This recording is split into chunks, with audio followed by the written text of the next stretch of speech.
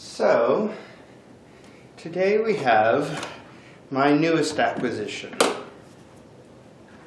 a Babylock Sashiko machine.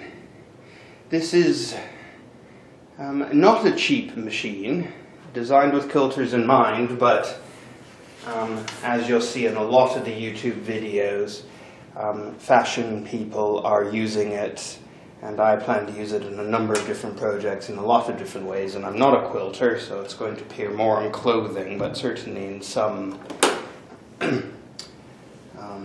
embroidery work it'll appear. So the first thing that I find really good about this is the manual. It comes with one. It's very clear, good pictures, and what I like about it is it even comes with examples of Sashiko. So you can blow this up on your scanner or printer or just practice it. So it's quite, it's fantastic because it's all the basic ones, the most common ones. And if you scan them, because of the way it's designed to match the stitches exactly, it will actually cut properly, I think, on my Silhouette Cameo. So I'm hoping that if I just scan that, it'll work perfectly. But we'll find out. But either way, I can trace it. So it doesn't really matter. I can do it either way. So I'm not going to show you lots about how this works, because there are plenty of videos about it, and people better at it than I am. I'm just learning about it.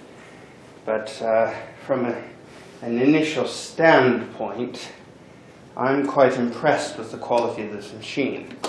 The first thing is it's heavy, so that's nice. But I think that whether it's they just weighted the machine down so it doesn't slide off the table when you have heavy quilts or something, I think that's quite possible. So when you have the presser foot up, it flashes like that. And this tells you if it's in needle up or needle down position. So all those lights are very simple. And that's about as computerized as it gets. The rest of it is mechanical, which makes me happy because you're more likely to get a machine which will last if it's mechanical. Heaven help it if this ever breaks, but I'm hoping it doesn't. But whatever. So the nice thing I like about this from a technical point of view, when you hold this down to reset the bobbin so that you can actually go in here, you just hold that until it goes green over the bobbin. What I like about this is it is a standard, largely standard, slightly varied on a standard, class 15 bobbin mechanism. So it's tried and true technology. It's oscillating mechanism, so it's about as, basically the most reliable, familiar type to us all. There are other intricacies in this machine, which is what makes it slightly different. So there's this feeding arm in here that I'll show you in a second. So I'm just going to pull the thread out. So this is where this machine becomes very special. So it's got a needle with, so you see that mechanism comes out. So it's got it there, it's grabbed it. Once it grabs it, you pull the thread up. So there's a two-step threading procedure here. Then you hold it. But this is the one fundamental difference between this machine and a chain stitch, is this little arm here. That's what allows you to skip stitches. So once you've done that first time, you do it again until it hooks. Oops, sorry, I didn't hold it tight, my fault. There, it's got it. You have to remember to hold it tight in order to make it work. And once you've done that, you just shut the door. And then that goes in there. You can just leave it like that. So it's a really solid machine. I'm very pleased with it. The needles are quite interesting because they've got sort of this hook mechanism and then this back thing that allows them to hook the thread. And it's good and quiet, but it is not fast. I mean, it sews reasonably fast, but if you get it a good clip, it's a bit kind of shaky. But that's just because there's a lot of mechanism inside it. But if you're sewing slowly, it's very smooth. So, you know, even that's a reasonable clip. So I've got that in a needle up position, which is quite fancy. So this is just sheeting fabric, good thick, good high thread count sheeting, and it's sewing perfectly through 2 layers. So a lot of people say, oh, you can't sew fine, but so for any of my work, in which case always has 2 layers, at very worst, if I was sewing something finer, I can use a stabilizer. But the machine itself, there we are. It's very well lit, but as you can see, the camera automatically dims. So that I really like. It's well lit under here. Way better than any of my other machines. So I give that lots of points. So if you just press the foot once, it'll automatically complete a stitch. That's pretty nice. So when you got foot up, or the needle up position, you can just literally do this. So that's really important when you're doing sashiko. So imagine, so you can leave this, and then what you can do is drag it, and the bobbin thread's still connected underneath. But you can immediately move to a different place, and if you're careful, you won't crush that stitch. So what's neat about this, if you're then, I'm trying to practice this, but if you say you need to make a star where everything radiates out from the center, I'm trying to learn the best way to do this, but the best way I've found at the moment is you just use that needle up position. You should have a center point around which you're sewing, and then just press the foot once and it'll automatically do it. But when you have it properly traced, the good thing will be that, of course, you won't get an uneven number of arms radiating out.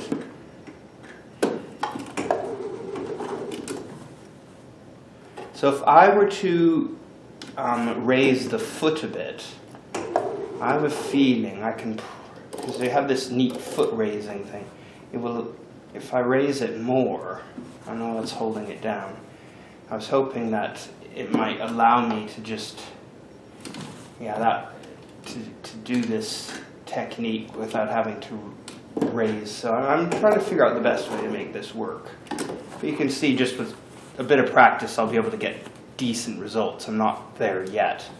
I can sew curves, of course, because I'm quite good at that, from normal sewing. But if you do full tilt on this machine, it's, it's so fast, but it sounds a bit scary. So, but it's reliable. Now the interesting thing about the back of this, and you can see it's always the single thread,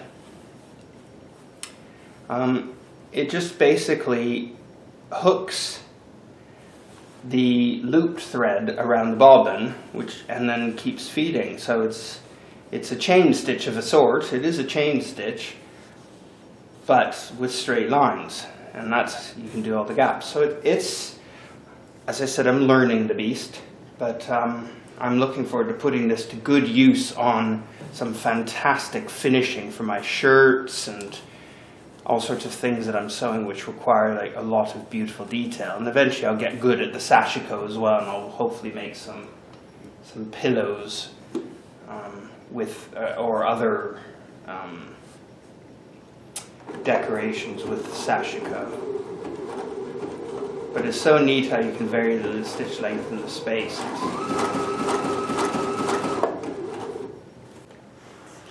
Okay. So in needle down position, let's move this to a slightly different angle. You can adjust it to do, you see everyone talking about this, so I thought it'd be fun to show you how this works. So I've just got some cotton embroidery thread here. It's not too thick. Certainly slides under the foot, so yeah, I think that's good. So you just wrap it around the back of the needle and then twist it like that. Press the foot once and it will automatically do that. Press the foot once.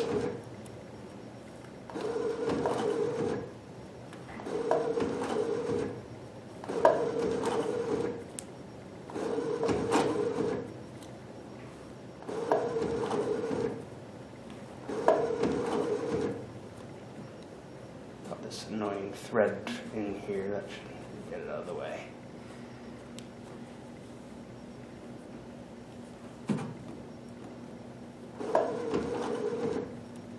So you can vary the length of all sorts of stuff to see how this works.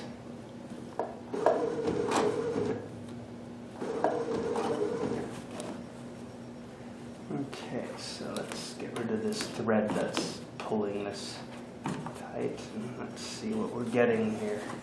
So this takes a bit of patience. That's okay.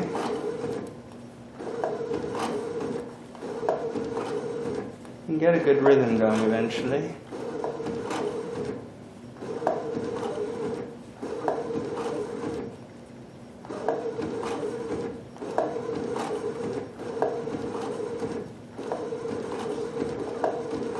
So I think you can get a good rhythm going eventually.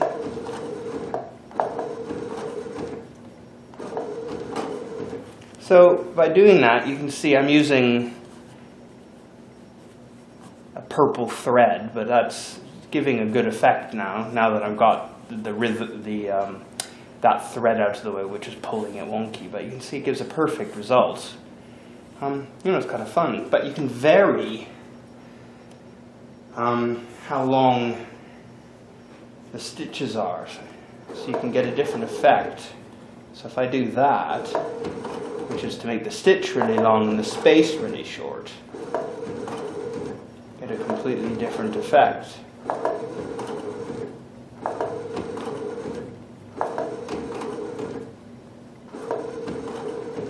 So that's quite a different look there. And what we'll do is we'll flip it the other way and make the space long and the stitch short. So that's probably going to be very similar, I would think, in fact. But we'll find out.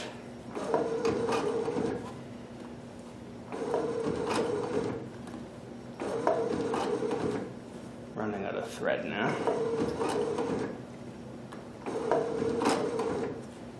Okay, one more. Okay, so that's the difference. So to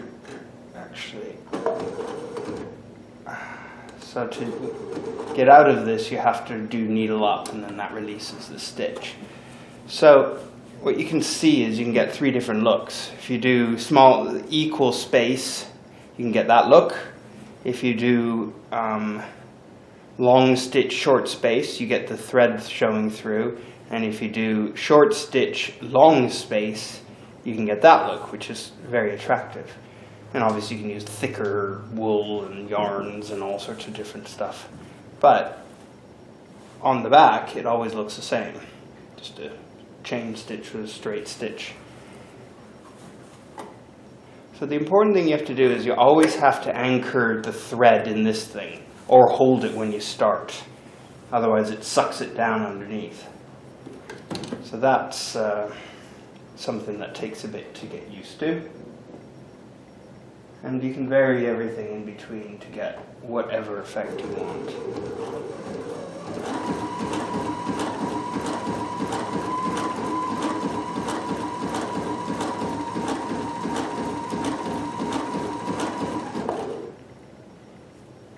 And then when you're finished, you always pull that and hook it in that. And that's just to make sure the thread is always anchored before you start. And then what you should do, as they say, is tie these off to ensure. So the nice thing is you could theoretically do is only have to tie if you never cut your jump threads. You could just end up having the start and the end threads to anchor down. Or you have to start figuring out what am I going to do with these. So it's a really good idea to leave really, really long tails so that you can sew them down. So I've been playing about just making some squares, trying different things, but one of the really interesting things about this machine is its ability to jump. So I thought it'd be fun to show you how I'm just jumping across a space.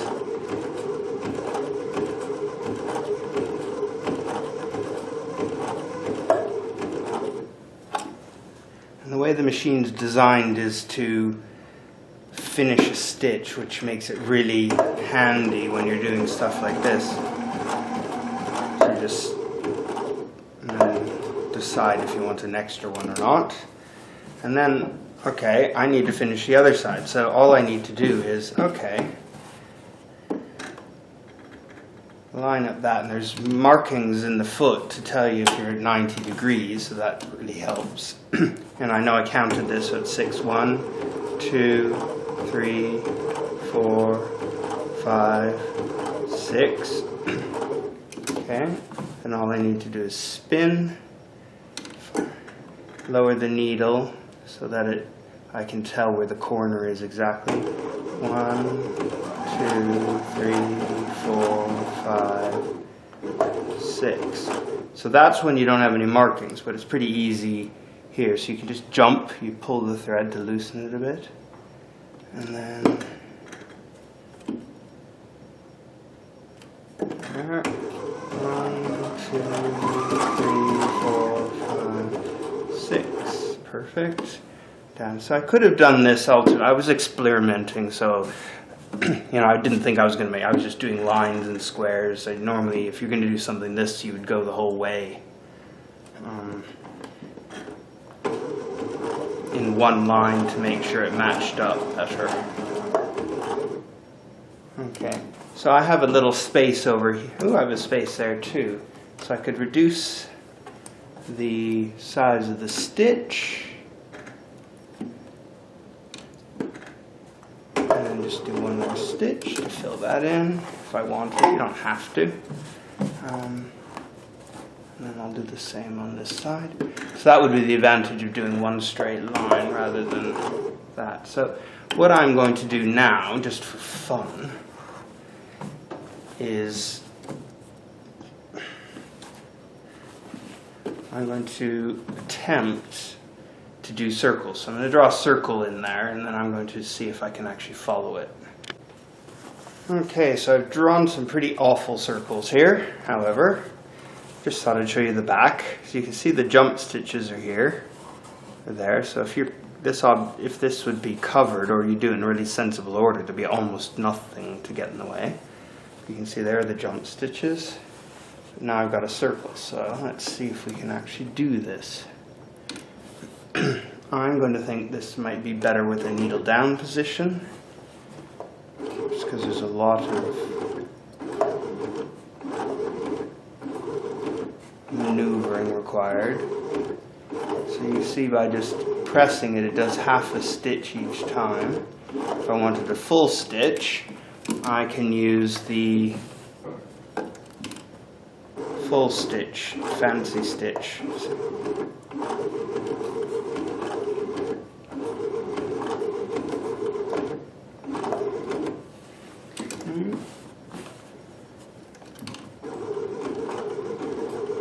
So I'm just going to try and do it without pausing and spin the fabric. Okay, we'll pause there so we can.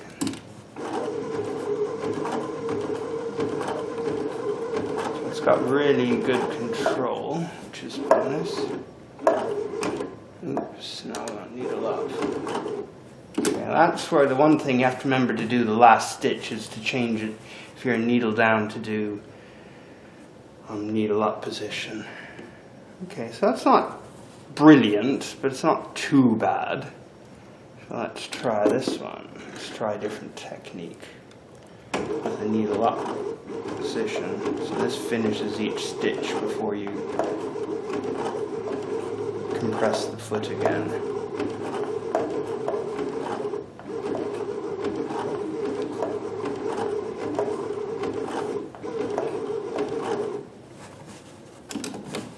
Yeah, not so good on that one.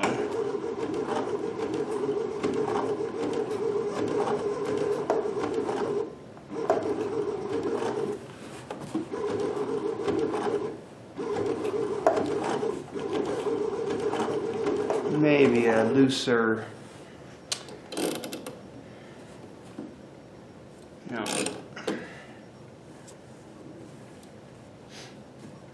Okay. So let's try the last one. Okay.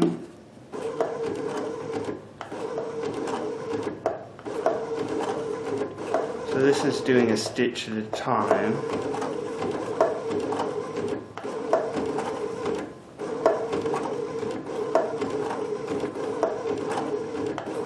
And always finishes in needle down position.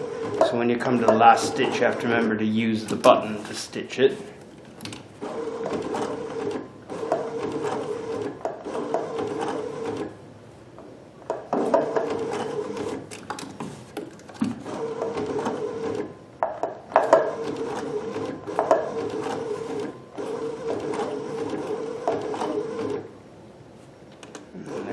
Stitch. So I'm still not perfectly round. Out of the three, I think the first one was probably the best. Depends. But it's going to be a challenge to get perfectly round, to get circles going, which is what I knew was going to be a problem. So I'm wondering if you can lower the, if I use that and then raise the foot a bit, if it might give me a little bit more flex. Yes, it does.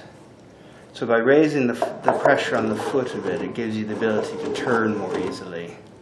So that's the secret. Otherwise it grimps like death and you can't spin it very well. So that fancy stitch setting is the best thus far for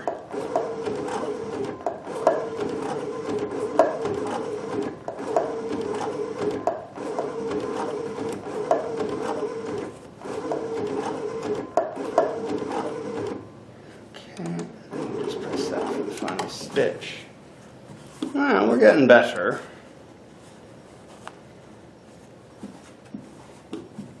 Certainly it's got the two holes here, so maybe a circular attachment might be a little better. So let's try. I think the only one that does, oh no, that raises the foot as well. Okay, that's good to know. So the continuous stitch also allows you to raise the foot.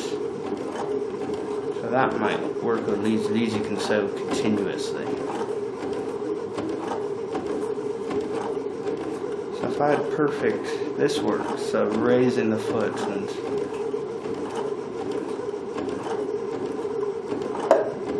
okay, then we need that. That's it. So that worked pretty well, that's far better. So let's try one more with that setting. So foot pressure raised a bit, and then just sew with the needle down position.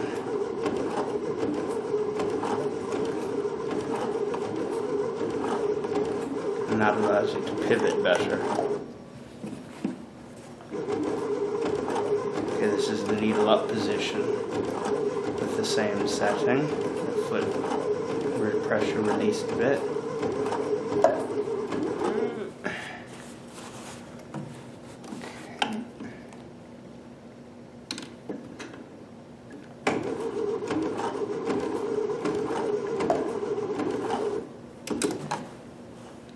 And that's pretty good in control as well. So yes, releasing the pressure foot a bit does work to help you sew circles better.